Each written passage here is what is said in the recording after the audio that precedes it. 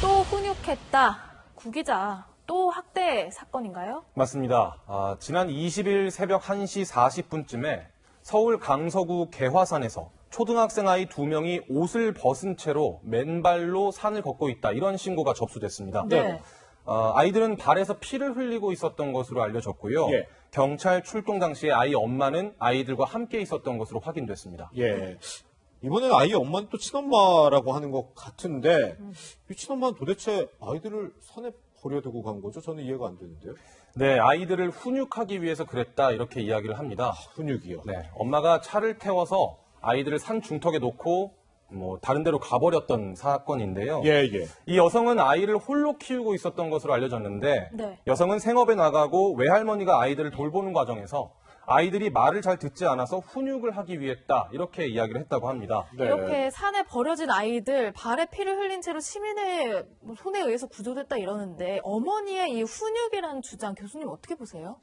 이게 정말 그렇게 주장할 수도 있을 것이나 본인도 알 겁니다. 이게 얼마나 위험한 짓인지. 네. 새벽 1시에 도로에다가 아이를 버려놓고 자기는 차를 타고 산을 내려와 버린 거예요. 네. 그렇기 때문에 그 새벽 1시에 요즘은 이제 풀어진 이런 그 반려견이 관리가 안 돼가지고 산에 보면 산짐승 같이 돼 있는 경우도 많잖아요. 예, 예. 그렇기 때문에 새벽 1시에 아이들 둘이 신발도 제대로 신지도 못한 채 아마도 신발을 벗었다고 벗겨진 것으로 추정되는데 피를 흘리면서 이제 내려오다 보면 그런 산짐승들한테 얼마든지 다칠 수도 있는 거잖아요. 네. 그럼에도 불구하고 내팽개쳐 놓은 것은 정확히 얘기하자면 엄마가 주장하는 대로 훈육은 절대 아닌 거죠.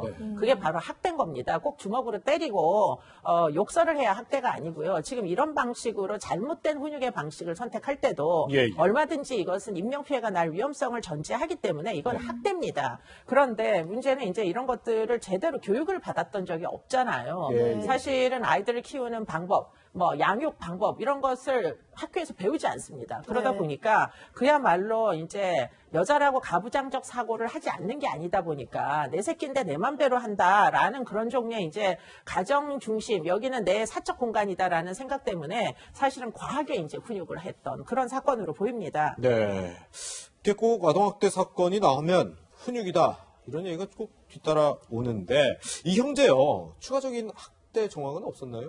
네, 아동보호전문기관에 확인을 해봤는데요. 네네. 추가 학대 정황은 발견되지 않았습니다. 예, 그렇군요. 그리고 관할 지자체에서도 이 여성의 과거 학대 전력은 없는 것으로 파악을 했습니다. 예. 현재 보호시설에 있는 아이들이 가정으로 복귀를 할지 아니면 분리조치를 연장할지는 경찰 조사 후에 아동복지센터 등과 논의를 거쳐서 결정될 예정인데요. 네. 제가 아이들이 만약에 가정에 복귀하는 의사를 밝히더라도 네. 학대 정황이 뚜렷하게 나타나면 강제로 분리조치를 할 수 있느냐라고 물어봤는데 네. 이 경우에는 서울시 심의위원회에서 결정할 사안이라고 답변을 들었습니다. 그렇군요. 네, 근데 교수님 만약에 아이들이 집으로 돌아가길 원한다든지 아니면 서울시 심의위원회 결정도 그렇게 난다면은 아이들이 다시 집으로 돌아갈 수밖에 없을 텐데 그러면 좀 위험하지 않을까요? 그러니까 이제 재학대 사건들이 지금 늘어나고 있다 보니까 네. 이게 이제 상당 부분 돌려보내도 되느냐가 논쟁이 되고 있는데요. 예. 현재의 이제 주된 입장들은 아이들의 의사를 굉장히 많이 반영합니다. 그렇군요. 그런데 지금 아까 이제 기자님이 말씀하셨지만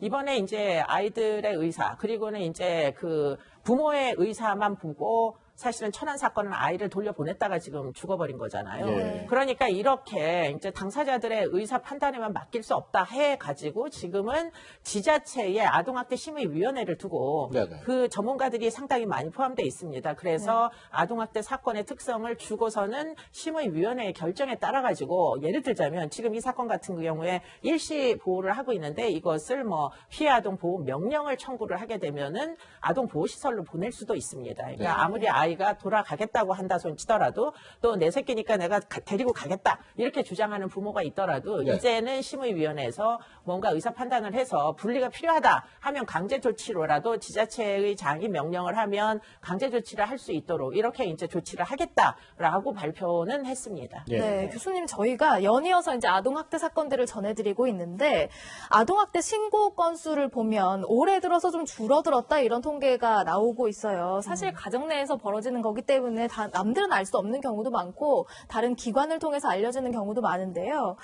코로나19 사태 때문에 사실은 외출이 줄어들면서 오히려 더 이런 것들이 쉬쉬되는 것 아닌가 우려도 나오거든요. 그럴 개연성이 굉장히 높은 게 사실은 지난 5년 동안 아동 학대 사건 줄어든 적이 없습니다. 네. 그런데 금년도 상반기에만 감소를 한 거예요. 네. 그러면 이게 그럴 리가 없는데 감소하는 것을 보면 이게 뭔가 사실은 구조가 필요하고 신고를 할 수 있었어야만 하는데 신고가 안 되는 거 아닌가 이런 의심을 해봐야 되는 상황으로 보이고요. 네. 그런 연휴에는 신고 의무자들이 있습니다. 학교 선생님 또는 뭐 보호시설에 있는 이제 선생님들 그리고는 의료기관에 있는 종사자들 이런 사람들이 신고할 수 있어야 되는데 네. 문제는 집안에서 자가격리가 이제 뭐 굉장히 길어지면서 사실은 부모를 떨어져 나와야 신고가 되는데요. 부모로부터 나오지 못하니까 가정에 그대로 매여 있으니까 이게 신고가 안 되는 거 아니냐. 네. 그렇기 때문에 혹시라도 아동학대로 지금 고통을 받고 있는 아동을 구조를 하려면 네. 사실 1차적으로는 아보존에서 위기가정으로 이제